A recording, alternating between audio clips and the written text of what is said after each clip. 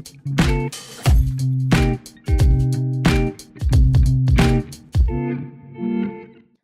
there. Welcome to Bible Slash Chat. Gus, hello. How are you? John, I'm very glad to see you. I'm glad to see you too. You're looking very masculine today.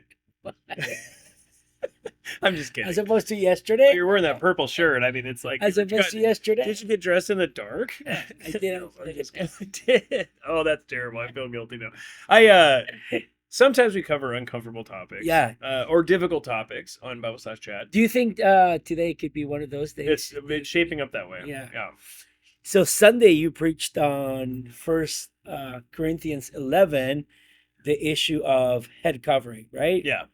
And so I grew up in a church that the women used to they still cover their heads. And Yeah.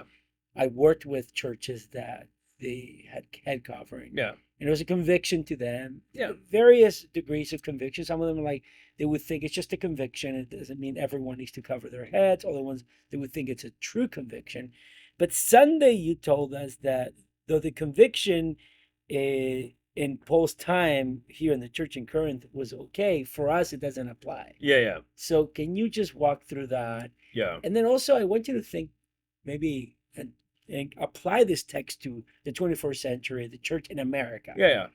Or in Europe or in other places that is not Corinth first century. Yeah. Okay, I mean, I'm going to give you a quick rundown, and if you're watching this or listening to this and you want to actually have the full sermon, I mean, you can just get it on our website. But I'm going to give you a quick rundown. Yeah. Paul in verse 3 says that that Christ is the head of every man, and the man is the head of a woman, which means that Jesus is in charge of men.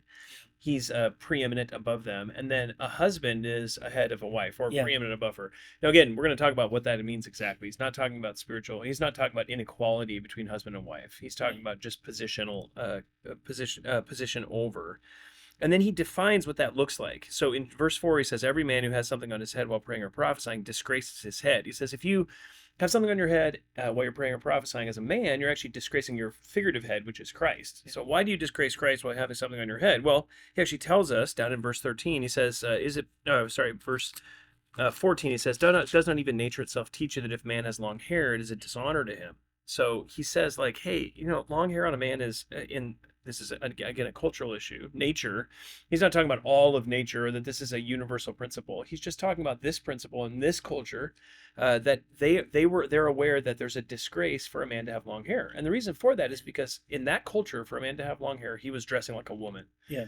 And so what's he saying? Well, back in verse 4, he says, everyone who has something on his head while praying or prophesying disgraces Christ. He's saying when you act like a woman instead of a man, you're actually disgracing the one who made you, for whose glory you've been made.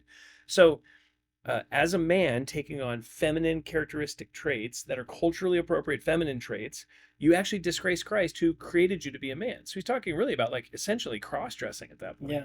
And then he says, for a woman, every woman who has her head uncovered while praying or prophesying disgraces her head, which is her husband, because she's the same as someone whose head is shaved. So he's saying, look, if you act like a man, you're actually disgracing your husband who is over you. So in this case, just talking about how men and women are supposed to function both in marriage and in culture and in society. So again, what are we saying there? Well, that activity between man and woman there is actually an activity that deals with ways that masculinity and femininity are shown in the ancient Greek culture. So head covering and hair length are ways that masculinity and femininity are shown in the ancient Greek culture. And then he just essentially says, if you look at verse 10, he says, therefore the woman ought to have authority on her head, or literally a symbol of authority, literally authority on her head. But what he's talking about there is like a sign of her authority over her, which is a sign of her femininity and her placement under her husband. So he's saying, in this culture, a woman having her head covered is a sign of her submission to her husband, which is actually the issue that he's dealing with. He's not dealing with the actual covering itself, but he's saying in the context, you need to have a sign or a symbol of that authority on your head as a woman, because you're actually showing something you're showing your femininity.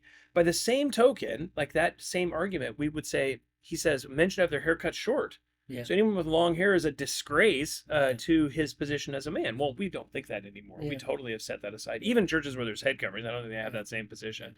But again, you have this idea of like masculine and feminine signs of masculinity and femininity that are fit broadly within the culture that Paul's talking about. How does that apply to 21st century? Yeah. Well, I mean, I think it's very clear. We should have the same idea in our hearts. So we, in our culture where we live right now, we have signs of masculinity and femininity. It's not hair length or head coverings now, but there are ways that we can see masculinity or femininity. That's why I was joking about your shirt. It's a boy's shirt. Yeah. Obviously, right? Thank you. Yeah. And your hair is moderately short. Could be shorter. It was long. Mine is short, but that's Yeah. because I have so little left. But that distinction between masculinity and femininity is still clear in our society. Yeah. We know when someone is being masculine and when someone is being feminine, and Yeah. and the society just feels that so much so that when we try to change those roles and dress in feminine ways as men or dress in masculine ways as women, it's evident to everyone Yeah. that that's a person who's trying to change out of their gender role. Yeah. So what all Paul's saying here is, hey, show that you are honoring your created order as male and female in culturally appropriate ways. So in the US, we know what that is. If you go to India, it's going to be very different, Yeah. but it'll still be there, and we'll still have ways to do that. In fact, in every culture, there are various ways to be sensitive to masculinity and femininity. I was even talking to someone after the service. They said they were asking a question about going to a church in the South where they're going to be moving soon, and the girl said, well, at the church, most of the ladies wear skirts. I kind of want to go to church in jeans and a sweater the way I do here, but do I need to be more formal, maybe a little more feminine formal? Is that good? And I said, yeah, that's a great application of this. What you're actually doing is being careful to be sensitive to the cultural expectations of your gender to maintain those gender distinctions. And that's actually where it goes back to creation.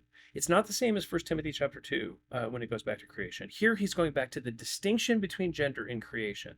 Now, that doesn't mean that women are inferior to men, because he actually in verses 11 and 12, he actually makes it clear that in the Lord, male and female are both equal. Yeah.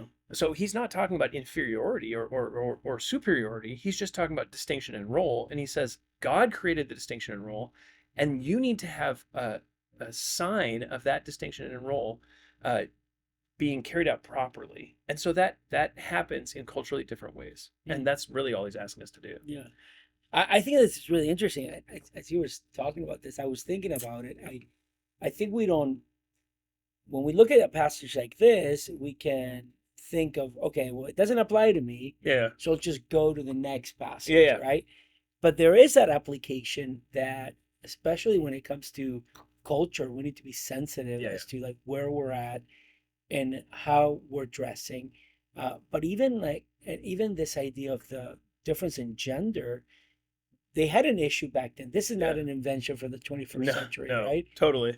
That gender fluidity is wrong. Yeah. And that is not how God has created any of us. Totally. And to go against that, the binary way that God has created, it's absolutely wrong. Yeah, It totally. dishonors the Lord. It just dishonor your husband, but it dishonors the Lord to do that as well. Yeah, which I find fascinating, right? I mean, when you try to transgress those boundaries, you're actually stepping out of what God created in a very clear, like you said, binary way. Yeah.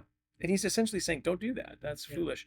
The other thing I find fascinating is you can have a woman who puts a head covering on, and her heart is not submissive. Yeah, absolutely. And who wants to be like authoritative or take on masculine roles in the church or in the family. Yeah.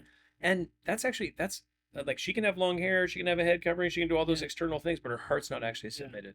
And really what Paul's going for here is he's saying, look, don't try to push the boundaries. Yeah. So they're pushing the boundaries in physical ways.